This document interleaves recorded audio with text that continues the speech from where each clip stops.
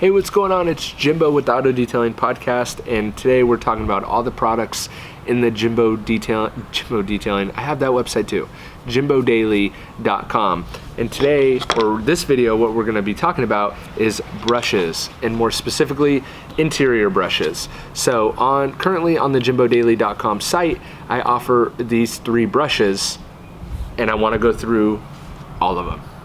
So let's start with this little nifty dual-sided multi-purpose tool. Now, why did I pick this tool specifically? So this tool is cool because it has this black edge that is actually a little bit stiffer of a brush. So a lot of times next to the shifter in the cars, there's a lot of cracks, and this side of the brush just isn't stiff enough to fit in there enough to get the junk out. So a lot of times I'll break out my steamer and do all that until I found this brush on a car that's not getting a full detail. Maybe it's just a maintenance wash.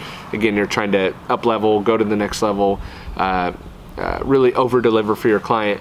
This brush would be perfect. So because this stiffer black edge will help get into those little tiny cracks, and then you have the softer edge for the stuff around the steering wheel and stuff like that. It's also a very small compact brush.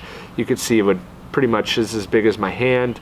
Can you see that there? Pretty much as big as my hand. So, you know, you could probably put it behind your ear. If you're working around, it's not a big deal to have it around, right? So, and if I wasn't wearing sunglasses, it'd probably fit even better, but I'll leave it right there. So the next brush is another interior brush. This is a longer handle, real wood brush, boar's hair tip. I've used this brush forever, and I like the longer handle because it helps when you need to get in between seats and you don't have good reach. Like I can barely even get it in the frame. This whole brush in total is probably about 10 inches, and the wood handle makes it a nice construction. It's durable, it lasts forever. The bristles are nice and soft. So I use this one in particular for interiors. So while I use this one as well for interiors, if I need to go a little bit heavier duty, if I'm using a chemical with it, I will use that one, keep that one in my ear, and go from there. So this is a really nice brush. Again, lasts forever. You can mix it with chemical and the bristles are nice and soft. You don't have to worry about it scratching plastic or wood grain on the inside. Now this brush looks super similar to the real wood brush, but it's different. It actually has a plastic handle. It's much shorter. So you can see, there we go. We can see it's probably about an inch and a half shorter. So if you like a shorter brush that you could tuck in your pocket, this one might be for you.